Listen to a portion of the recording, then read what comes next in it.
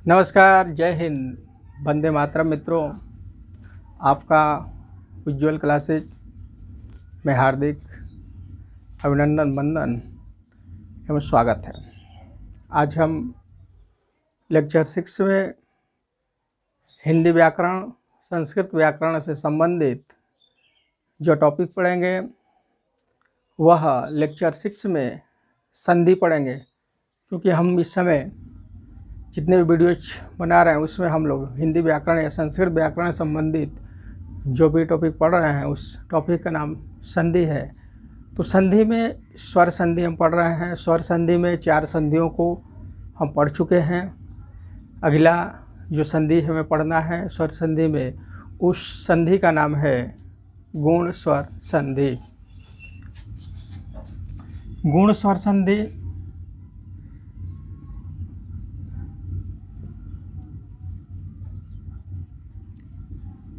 संधि जिसका सूत्र है, ये 5वां संधि है। सूत्र हो जाएगा आद गुणा। देखिए, जितने भी स्वर संधि है प्रत्येक संधि का सूत्र दिया हुआ है, तो सूत्रों से संबंधित भी क्वेश्चन पूछा जाता है। जैसे क्वेश्चन आता है कि गुण स्वर संधि का सूत्र क्या है, तो आद गुणा। अगर क्वेश्चन ये आता है कि आद गुणा किस संधि का सूत्र है, तो इसी में आप देख रहे हैं क्या है, गुण है। तो गुण से ही आप जान जाएंगे कि इसमें गुण स्वर संधि है।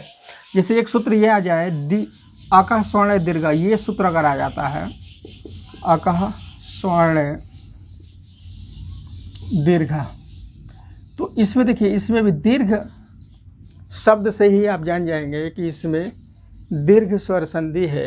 अगर एक सूत्र यह आ जाता है वृद्धि रेची, वृद्धि रेची, तो देखिए वृद्धि रेची ये सूत्र देकर क्वेश्चन पूछ लिया जाए कि इसमें कौन सी संधि है या वृद्धि रेची किस संधि का सूत्र है, तो वृद्धि शब्द से ही आप जान जाएंगे कि यह वृद्धि स्वर संधि का सूत्र है। तो इस तरह से जितने भी संधियां हैं उनका सूत्र भी हमें याद करना है। अगला जो आप टॉपिक आप पढ़ेंगे गुण स्वर संधि, जिसका सूत्र क्या है, आद गुणा। अब इस आद गुणा जो सूत्र है इसको हम समझने का प्रयास करेंगे। इसके उपनियम, इसमें आने वाले जो शब्द हैं उन शब्दों को पढ़ेंगे और कैसे जानेंगे कि इस शब्द में गुण स्वर संधि है। तो मैं इससे पूर्व भी आपको बता चुका हूँ कि स्वर संधि से संबंधित जितने भी शब्द हैं उसमें अधिकांशतः पहले वर्ण को छोड़िए और दूसरे वर्ण पर ध्यान देना है। दूसरे वर्ण में ही उस संधि के जो नियम है वह स्पष्ट परिलक्षित होने लगते हैं, जिनके माध्यम से हम समझ सकते हैं कि इसमें गुण स्वर संधि है, यण स्वर संधि है या दीर्घ स्वर संधि है। पहले वर्ण को छोड़ना है, दूसरे वर्ण पर ध्यान देना है। अधिकांशतः 90% तक उस माध्यम से हम शब्द को देखने मात्र से ही बता सकते हैं कि इसमें कौन संधि है।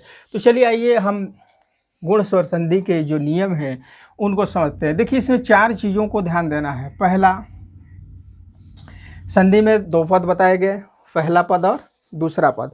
तो इसमें 4 जो नियम है उन नियमों को ध्यान देना है कि पहला पद में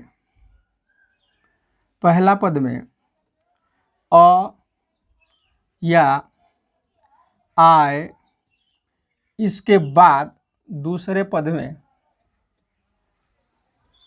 छोटी या बड़ी आय, तो दोनों के स्थान पर ए हो जाता है। ठीक है, दोनों के स्थान पर क्या हो जाएगा, ए हो जाएगा। और ए की मात्रा आप जानते हैं कि ये है ए की मात्रा। दूसरा जो इसमें नियम है उसको ऐसे समझेंगे, पहला पद में क्या हो आना चाहिए, अ या फिर आ। इसके बाद जो दूसरा पद होगा उसमें छोटा ऊ या बड़ा ऊ आएगा। इन दोनों के स्थान पर हो जाता है ओ। और ओ की मात्रा ये है। ठीक है। तीसरा जो इसमें हमको चीज़ समझना है वह है यदि पहले पद में अ आए या दूसरे पद में अ या आ के बाद दूसरे पद में छोटी री या बड़ी री आए तो इन दोनों के स्थान पर क्या हो जाएगा, अर हो जाएगा। और चौथा जो इसका नियम है कि अ या आ के बाद, ठीक है, आ के बाद दूसरे पद में लृ है। ठीक है, इन सभी वर्णों का दीर्घ रूप होता है, बड़ा रूप होता है, लेकिन जो लृ वर्ण है यह हमेशा हर्ष रहता है, छोटा रहता है, इसका कोई बड़ा रूप नहीं होता। जैसे क्वेश्चन एक आ जाता है कि किस वर्ण का दीर्घ रूप नहीं होता, तो उसका आंसर आपका होगा लृ, जो संस्कृत भाषा का वर्ण है। ये भी संस्कृत भाषा का वर्ण है। इसके बाद आने वाले वीडियोज में आपको वर्ण से संबंधित भी एक वीडियोज बनाकर आप लोगों के पास हम भेजने का प्रयास करेंगे। देखिए, ये 4 नियम है इस गुण स्वर संधि का। ऐ की मात्रा, ओ की मात्रा, अर, और ये हो जाएगा अल।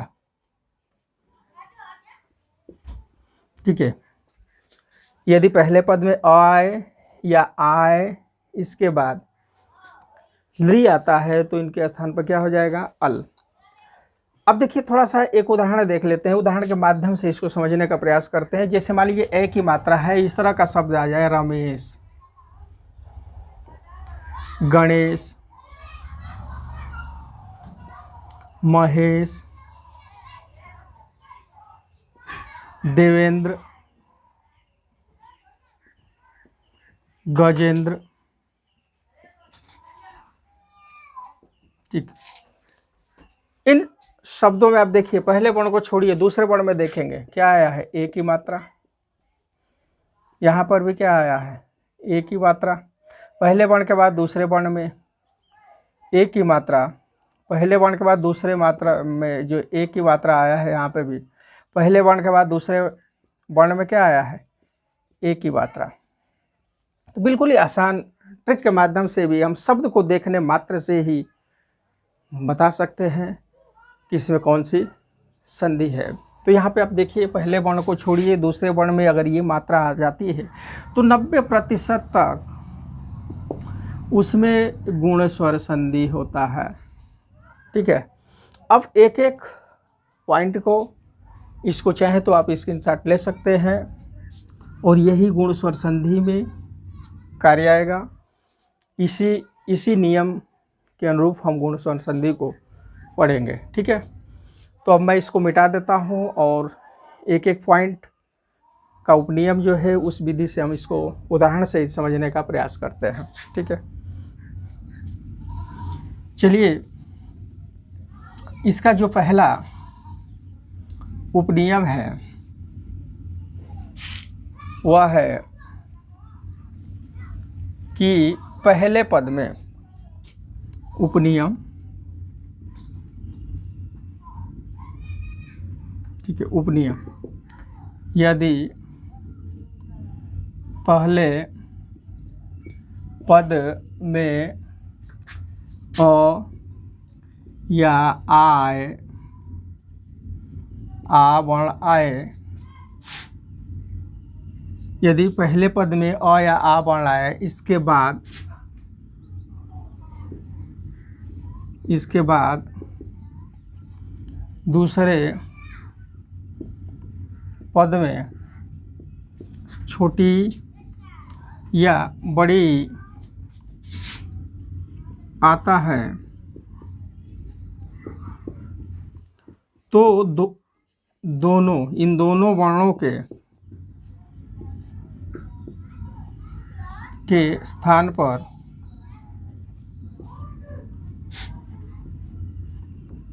ऐ हो जाता है। ठीक है, ऐ की मात्रा ये है, ऐ हो जाता हैं। जो पहला नियम है इसके अनुरूप इसको समझने का प्रयत्न करें। पहले पद में अ आए या आ, इसके बाद छोटी आए या बड़ी आए, इन दोनों के स्थान पर, इन दोनों वर्णों के स्थान पर अ हो जाता है। ठीक है, चलिए अब उदाहरण देखते हैं। उदाहरण देखेंगे, इसको मैं मिटा दे रहा हूँ, लगभग समझ में आ गया होगा। उदाहरण,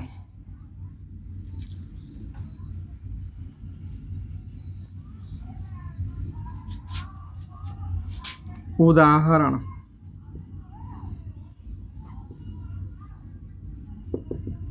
जैसे यहाँ पे शब्द ले लिया जाए, शब्द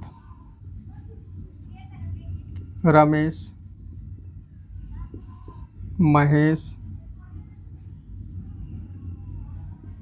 गणेश, सुरेश,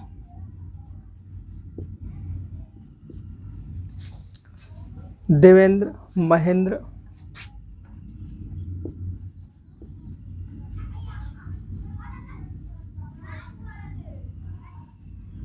ठीक। इन्हीं शब्दों के माध्यम से थोड़ा सा इसको सोचते हैं। ये शब्द हो गया। अब इस शब्द को देकर ही पूछ दिया जाए कि इस शब्द में कौन सी संधि है। पहले वर्ण को छोड़िए, दूसरे वर्ण में क्या आया, एक ही मात्रा, दूसरे वर्ण में एक ही मात्रा, यहाँ पर भी दूसरे वर्ण में एक ही मात्रा। इस तरह से आप देखेंगे, पहले वर्ण को छोड़िए, दूसरे वर्ण में अगर एक ही मात्रा हो, एक ही मात्रा हो तो वहाँ उस शब्द में अधिकांशतः गुण स्वर संधि होता है। अब इस शब्दों का, संधि शब्दों का हमें क्या करना है, विच्छेद करना है, विच्छेद करना है। अब जैसे रमेश शब्द है तो इसमें दो पद हम बनाएंगे, विच्छेद में क्या करेंगे, दो पद बनाएंगे, पहला पद प्लस दूसरा पद, पहला प्लस दूसरा पद। तो पहले पद में हमें ध्यान देना है, या तो अ आएगा या फिर आ आएगा। इसके बाद दूसरे पद में छोटी आएगा या फिर बड़ी आएगा। तो रमेश शब्द है तो रमेश शब्द रमा प्लस ईस से बना है, रमा प्लस ईस। देखिए ईस माने होता है भगवान, रमा के ईस, रमा माने होता है लक्ष्मी या सीता। तो रमा के जो ईस है वो कौन है, प्रभु, अर्थात श्री राम को भी बताया गया है। सीता का जो ईस है श्री राम है। तो रमेश रमा धन ईस बराबर क्या हो जाएगा, रमेश। यानी रमा शब्द में आप देखिए यहाँ पे कौन सा वर्ण आया, आ वर्ण आया। यानी यहाँ पे रम प्लस ईस नहीं करेंगे, क्योंकि रम जो है वह शुद्ध शब्द नहीं है।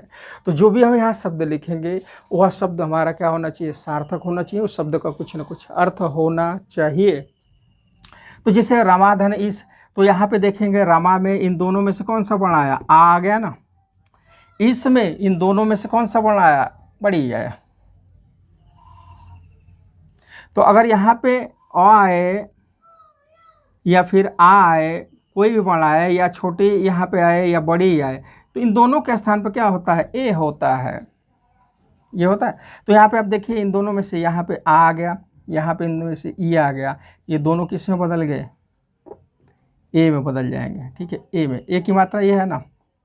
ये जो मात्रा है, ये मात्रा यहाँ से इसमें से माँ में से आ स्वर को निकाल लेंगे, इसमें से ई स्वर को निकाल लेंगे, इन दोनों का कोई महत्व नहीं रह जाएगा। ये दोनों वर्ण मिल करके आई में परिवर्तित हो गए हैं, बदल गए हैं। तो जब बदल गए हैं तो इन वर्णों का, यानी आ और बड़ी ई, इन वर्णों का कोई महत्व नहीं है, क्योंकि ये दोनों आई में बदल गए। तो जो आई की मात्रा है ये अब इस वर्ण पर लगाएंगे, किस पर, म पे।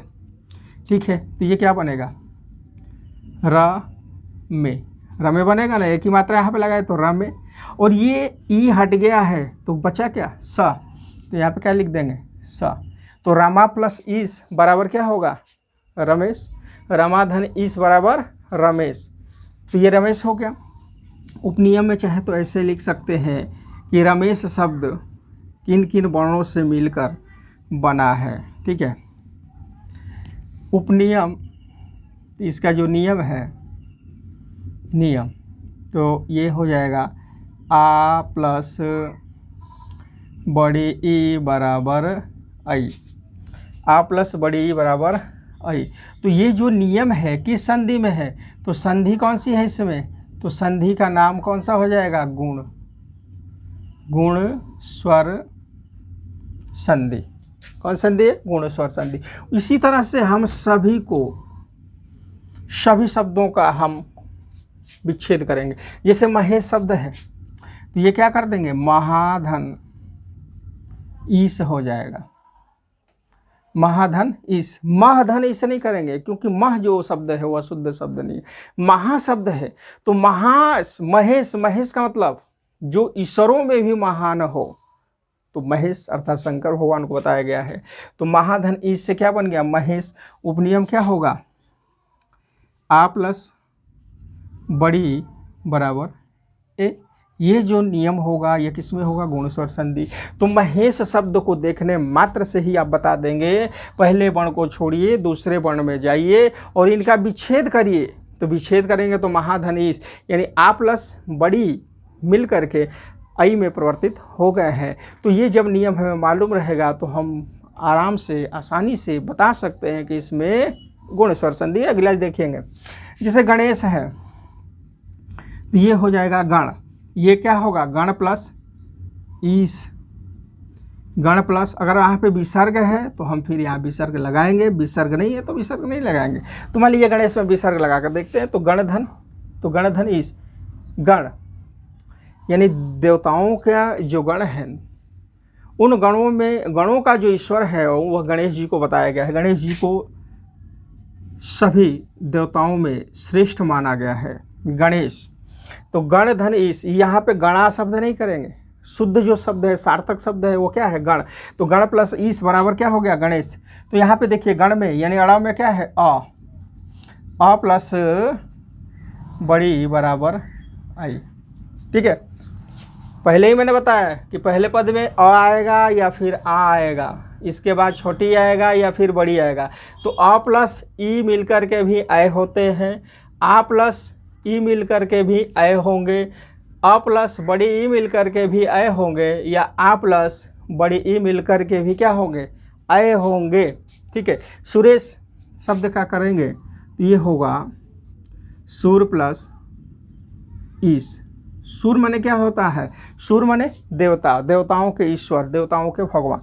तो सूर प्लस ईश, इसको भी ऐसे आ प्लस बड़ी बराबर ए में बदल देंगे। देखिए पहले वर्ण को छोड़िए दूसरे वर्ण में अगर इसकी मात्रा आ जाती है तो उसमें 90% तक गुण स्वर संधि। देवेंद्र शब्द है, देवेंद्र शब्द का आपको विच्छेद करना है तो ये होगा देव प्लस इंद्र, देव प्लस इंद्र। देव प्लस इंद्र से क्या बन गया, देवेंद्र।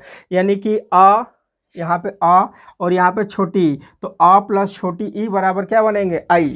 ठीक है, यहाँ पे देखिए देव में क्या आया है, आ आया है, यहाँ पे ई आया है, दोनों बदल गए आई में, आई की मात्रा ये जो लगी है यहाँ पे लग जाएगी दूसरे वर्ण में। तो देवेंद्र, देवधन इंद्र। यहाँ देवा नहीं करेंगे, देवा तो स्त्रीलिंग हो जाएगा। ठीक है, देव करेंगे तो देव पुल्लिंग होगा। देवताओं के जो इंद्र है उनको क्या बोला गया है, देवेंद्र बोला गया है, देवताओं के इंद्र।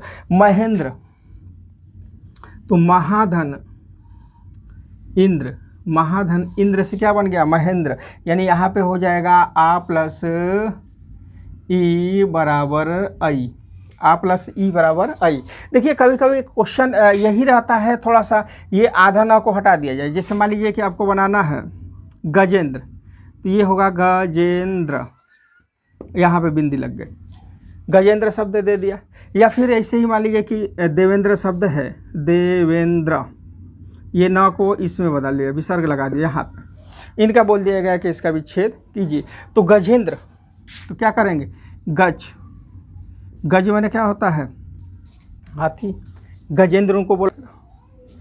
अब देखिए यहाँ पे गजेंद्र, अब मान लीजिए कि ये जो न है अनुस्वार है इसको हमने इस पर लगा दिया और इसके बाद इन शब्दों का हमको बोलना है, विच्छेद करना है। तो क्या करेंगे, गजेंद्र, गज धन इंद्र होगा। तो गज धन इंद्र में आप देखिए यहाँ पे आ और यहाँ पे क्या है ई बराबर किस में मिल जाए, ए की मात्रा ये है, ये इस पर लगेगी तो ये होगा गजे, ठीक है। और ये जो ई है ये हट गया तो बचा क्या, इंद्र। ठीक है, तो ये जो इंद्र लिखेंगे तो हम इंद्र इस तरह से ना लिख करके इसको कैसे लिखेंगे, इंद्र, ऐसे लिखेंगे, गज धन इंद्र। अगर इस तरह का इंद्र कहीं शब्दों में लिखेंगे तो ऐसे विच्छेद करेंगे, और इस तरह से अगर लिखा हुआ है ऊपर जो है अनुस्वार लगा दिया गया है तो फिर हम जब इंद्र लिखेंगे तो कैसे लिखेंगे, इंद्र। तो गज प्लस इंद्र बराबर क्या होगा, गजेंद्र। उसी तरह से अगर मान लीजिए देवेंद्र शब्द है तो देवेंद्र शब्द का हमें विच्छेद करना है, देवेंद्र शब्द का, तो ये क्या होगा, देव प्लस इंद्र, इस तरह से लिख देंगे, देव प्लस इंद्र। यानी कि जो ये अनुस्वार ऊपर दिखाई दे रहा है उस अनुस्वार का मतलब पंचमाक्षर वर्ण है, अनुनासिक वर्ण है, और वह जो है अनुस्वार वर्ण इस पर लगा दिया जाएगा। ठीक है, इस तरह से कर लेंगे तो देव धन इंद्र हो जाएगा, देवेंद्र। ठीक है, इस तरह से ये आपका पहला उपनियम आप लोगों को समझ में आया। अब देखिए दूसरा उपनियम हम लोग समझते हैं। तो दूसरा उपनियम क्या है,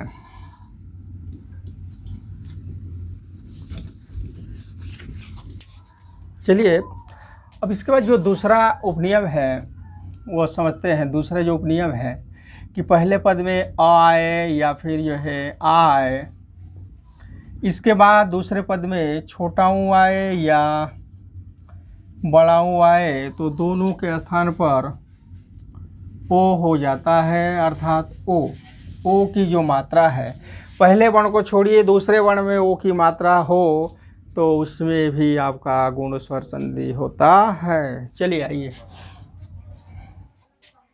इसको समझते हैं। जैसे कुछ शब्द ले लेते हैं, ये आपका नियम हो गया, ये याद होना चाहिए।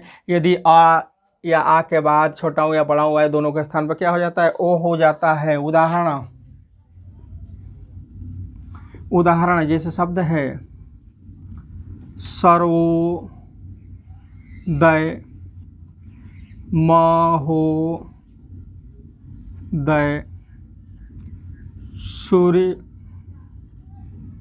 सूर्योदय, ठीक है, महोदय, सूर्योदय, हितोपदेशः,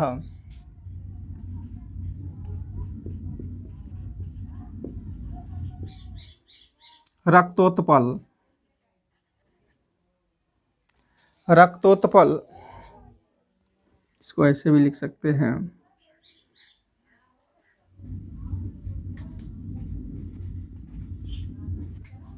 चलिए ऐसे शब्द है, देखिए इनको हम समझते हैं।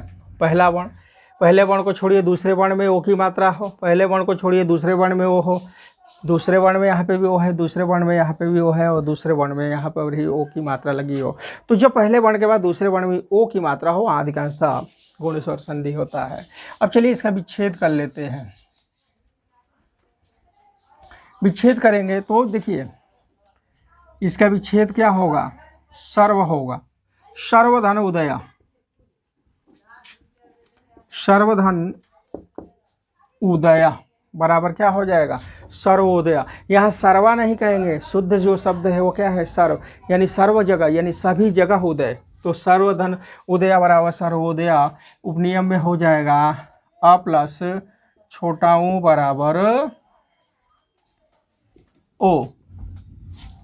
ठीक है, अगला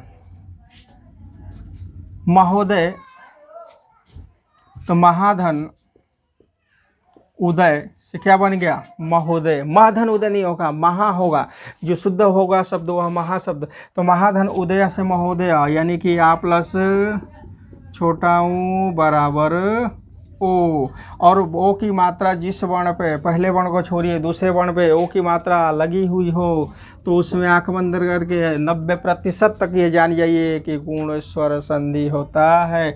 अगला देखेंगे सूर्योदय, तो सूर्य प्लस उदय, सूर्य धन उदय, सूर्या नहीं करेंगे, शुद्ध शब्द क्या होगा, सूर्य। तो सूर्य धन उदय बराबर सूर्योदय। यहाँ पे भी क्या करेंगे, आ प्लस सूर्य में क्या है, आ है, या में आ स्वर है, और उदय में क्या है, ऊ स्वर है। तो आ प्लस छोटा ऊ बराबर क्या हो जाएगा, ओ। ठीक है, हितोपदेश बिल्कुल ही ऐसे ही कर देना है, हित धन उपदेश कर दीजिए,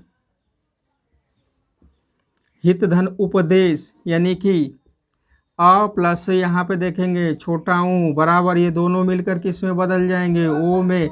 ओ की मात्रा इस पर लगाएंगे तो ये क्या बनेगा, हितो बनेगा ना।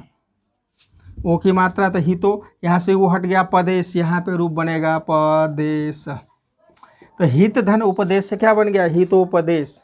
ठीक है, हित धन उपदेश से हितोपदेश। अब यहाँ पे नियम में लिख देंगे अ प्लस छोटा ऊ, अ प्लस छोटा ऊ बराबर ओ। ठीक है, रक्तोत्पल, तो ये शुद्ध शब्द होगा रक्त, रक्त धन उत्पल, रक्तोत्पल। उत्पल माने क्या होता है, तो उत्पल माने होता है कमल, और रक्त माने क्या होता है, लाल, यानी कि लाल कमल। श्वेतोत्पल, श्वेतोत्पल इस तरह, यानी श्वेत धन उत्पल, इस तरह से कर लेंगे। तो रक्त धन उत्पल बराबर रक्तोत्पल, यानी कि अ प्लस छोटा ऊ बराबर क्या हो जाएगा, ओ। एक और देखेंगे, तौर्मी शब्द ले लीजिए, तौर्मी, तौर्मी, इस तरह से।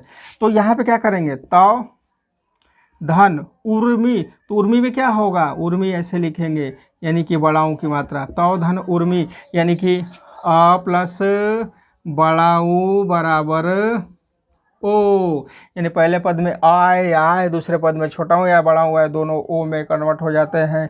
तो ओ की मात्रा इस पर लिखेंगे तो ये हो जाएगा तौ। ठीक है, उर्मी दिया है तौर, तो ये रा इस पर लग जाएगा और लास्ट में बचा क्या, मी।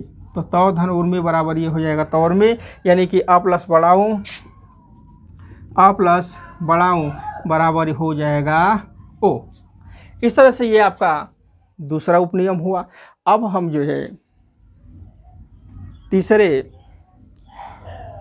उपनियम को पढ़ेंगे। चलिए आइए, तीसरा उपनियम देखिए। तीसरा उपनियम में क्या है कि अ या आ के बाद री या बड़ी री आए तो दोनों के स्थान पर क्या हो जाता है, अर हो जाता है। अर्थात कोई भी शब्द हो और उस शब्द का आप उच्चारण करिए, तो जब शब्द का उच्चारण करेंगे तो उस शब्द के उच्चारण में अगर अर आ जाए, अर आ जाए, तो उसमें जानिए कि इसमें कौन संधि, गुणस्वर संधि। जैसे महर्षि, क्या आया, अर। देवर्षि, राजर्षि। तो सब शब्दों के अंतर में क्या बोल रहे हैं आप, कौन सी ध्वनि आ रही है, तो अर ध्वनि आ रही है। तो उस शब्द में को बोलने मात्र से अगर ध्वनि अर आ जाए तो उसमें जान जाइए कि उसमें गुण स्वर संधि है। यानी पहले पद में आए या आए, इसके बाद दूसरे पद में री या बड़ी री आए, तो दोनों के स्थान पर क्या हो जाएगा, अर हो जाएगा। चलिए शब्द देखते हैं, उदाहरण में देखेंगे, देवर सी, महर सी, राजर सी। देखिए इन शब्दों को बोलेंगे तो इसमें क्या आ रहा है, अर आ रहा है। वसंतर तु, वसंतर तु, बसंतर तु। अब देखिए इसका हम विच्छेद करेंगे, कुछ नहीं करना है। पहले पद में जब भी हम विच्छेद करेंगे तो पहले पद में आ आएगा या फिर आ आएगा, दूसरे पद में छोटी री आ सकता है या बड़ी री आ सकता है, दोनों के स्थान पे अर हो जाता है। जैसे विच्छेद करेंगे तो पहला पद में क्या लिखेंगे, देव धन देवर सी, अर आ गया तो यहाँ पे क्या करेंगे, ऋषि लिखेंगे, देव धन ऋषि, देव धन ऋषि। ठीक है, देव धन ऋषि। उपनियम में क्या होगा, आ प्लस छोटी री बराबर अर। यानी कि यहाँ पे आप देख रहे हैं कि देव में आ रहा है प्लस ऋषि में क्या आ रहा है, तो री आ रहा है। तो आ प्लस री बराबर किस में बदल गए, अर में। तो जो ये अर ध्वनिया है, ये अर ध्वनिया इसमें समाहित कर दी जाती है। तो ये क्या होता है, देवर सी। यानी कि जो ये री है, ये री की जो मात्रा है इस पर हम लगा देते हैं, तो ये री की मात्रा यहाँ आ जाएगी और रूप बन जाएगा देवर सी, यानी कि अर ध्वनि इसमें उत्पन्न हो जाती है। उसी तरह महर्षि शब्द को भी कर लेंगे। तो महर्षि शब्द में हमेशा क्या करेंगे, मह नहीं लिखेंगे, क्या लिखेंगे, महाधन ऋषि। महाधन ऋषि यानी कि आ प्लस री बराबर, आ प्लस री बराबर क्या हो जाएगा, अर। तो महर्षि शब्द को बोलने मात्र से कौन सी ध्वनि आ गई, अर ध्वनि आ गई। तो जिस शब्द को बोलने में अर की ध्वनि हो, महर्षि, देवर्षि, राजर्षि, तो उसमें अधिकांशतः जो है गुण स्वर संधि होता है। जैसे राजर्षि शब्द है तो शुद्ध शब्द क्या होगा, राजा। तो राजा धन ऋषि, राजा धन ऋषि से क्या बन गया, राजर्षि। यानी कि यहाँ पे आप देखिए आ प्लस री बराबर क्या हो जाएगा, अर। ठीक है, एक और देखेंगे वसंत ऋतु। तो वसंत, वसंत धन ऋतु, वसंत ऋतु, वसंत धन ऋतु। यानी कि वसंत में क्या है, अ, त में क्या कौन स्वर है, अ, और री में, ऋतु में तो छोटी री। यानी कि हम पढ़ क्या रहे हैं, स्वर संधि। तो एक स्वर के साथ दूसरे स्वर का यहाँ पे मेल हो, वहाँ स्वर संधि होता है। तो यहाँ पे स्वर स्वर का मेल हो रहा है, यानी अ भी स्वर है, री भी स्वर है, दोनों किस में बदल गए, अर में। ठीक है, तो बसंत ऋतु यानी जो अर है ये इसके स्थान पे इस पे लग जाएगा। ठीक है, तो ये रूप बनेगा वसंत ऋतु, यानी कि अ प्लस री बराबर अर। ठीक है, अ प्लस री बराबर अर, यहाँ पे नोट कर लीजिए, अ प्लस री बराबर क्या हो जाएगा, अर हो जाएगा। इस तरह से आप जो भी संधियाँ है उसको विस्तारित रूप में जब तक नहीं पढ़ेंगे तब तक वो आपके दिमाग में अस्थायी रूप से नहीं बैठेगा। शॉर्टकट तरीके के माध्यम से अगर पढ़ते हैं तो कुछ पल के लिए तो अमृत के समान रहेगा वो, लेकिन जैसे जैसे समय गुजरता जाएगा वह फिर हम भूलते जाएंगे। तो उसके लिए भी एक आदेश है कि प्रत्येक दिन आप क्या करिए, अभ्यास कीजिए। चलिए आइए हम जो है अगला नियम पढ़ते हैं, चौथा उपनियम पढ़ते हैं। चौथा उपनियम ये है कि पहले पद में अ या आ आए, इसके बाद दूसरे पद में री आए तो ये बदल जाते हैं अल में। अर्थात कोई भी शब्द हो और जिस शब्द को बोलने मात्र से ही अल ध्वनि आए, तो जब अल ध्वनि आती है तो उसमें भी आप जानिए कि उसमें गुण स्वर संधि है। जैसे मान लीजिए शब्द है तवल कार, मल